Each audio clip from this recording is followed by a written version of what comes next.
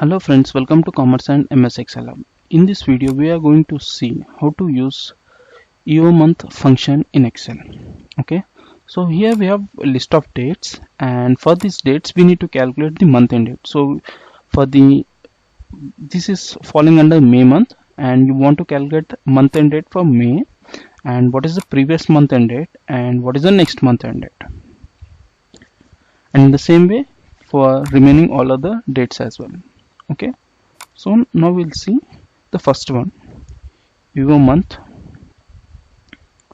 and this will be my start date, and then I will say as 0.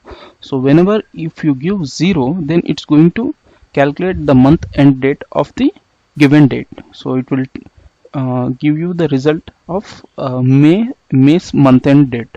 Okay, so it is May 31st.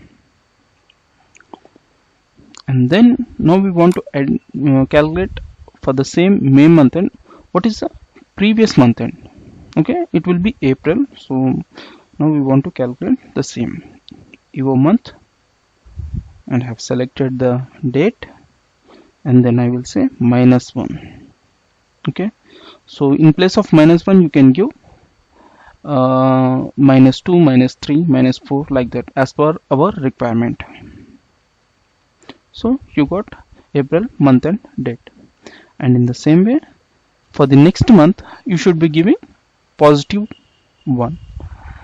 Okay, EOMONTH, and I have selected the date, and then comma, then I will give +1, so that it will give next month's end date.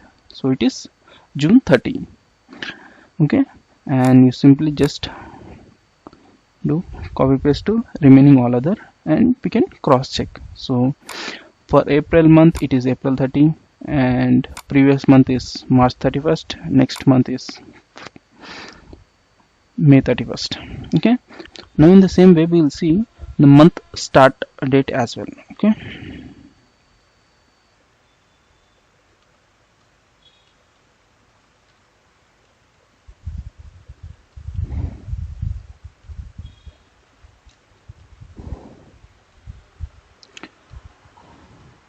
for this we need to use again EOMONTH, and then select the date. Then for the current month's start date you should be giving -1, not 0, -1. Okay, I will tell you why. So once you give -1, we know that it's going to give you previous month end date. Okay, this is previous month end date, and simply just add +1 so that you will get month start date.